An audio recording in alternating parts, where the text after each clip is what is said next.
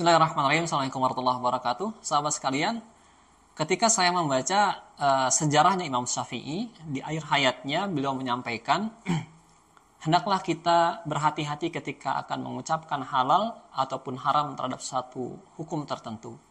Karena ketika kita mengatakan halal kepada suatu hal yang jelas-jelas haram, maka konsekuensinya adalah hal tersebut tidak akan berlaku, bahkan akan kembali pada diri kita. Dan kembalinya pun sudah jelas. Ketika yang halal itu kita makan dan kita laksanakan, maka ya titik temunya adalah surga. Tapi sebaliknya ketika yang haram itu menjadi suatu hal yang halal tanpa ada uzur sekalipun, maka konsekuensinya adalah tempat kembalinya adalah neraka.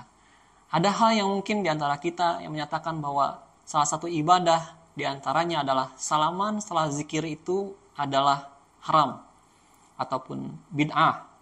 Kita melihat misalkan dalil-dalilnya memang tidak ada dalil ya yang mengharuskan ataupun yang memerintahkan bahwa kita itu melaksanakan ya salaman ya ataupun bersalaman itu setelah zikir dalam sholat.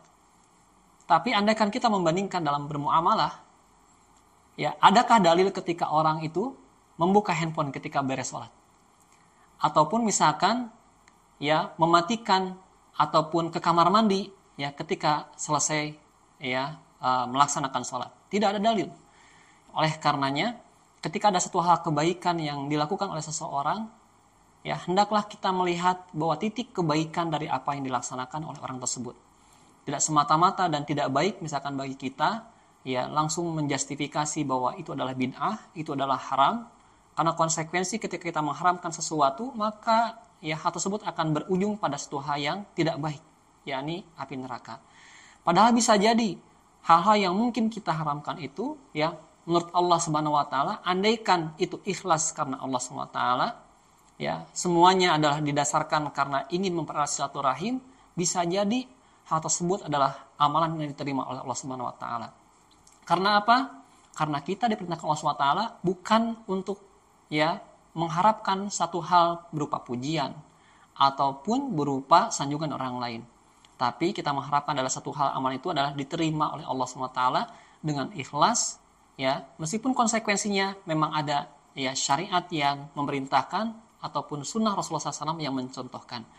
Tapi terkait dengan fikih, yang terpenting adalah tetap jaga ukhuwah yang utama. Jangan sampai perbedaan pendapat mengharamkan sesuatu, jadi ukhuwah itu yang terputus. Masyarakat dengan masyarakat jadinya terbentur, jadinya berjauhan. Masjid satu dengan masjid yang lainnya akhirnya katakanlah lebih ya mementingkan tidak mengisi di satu masjid karena masjid ini punya aliran tertentu. Padahal ketika dibandingkan dengan ukhuwah ini adalah hal yang lebih utama dibandingkan dengan hal-hal yang mungkin sederhana ya, bahkan mungkin katakanlah itu adalah menjadi penyempurna bagi amalan-amalan katakanlah wajib.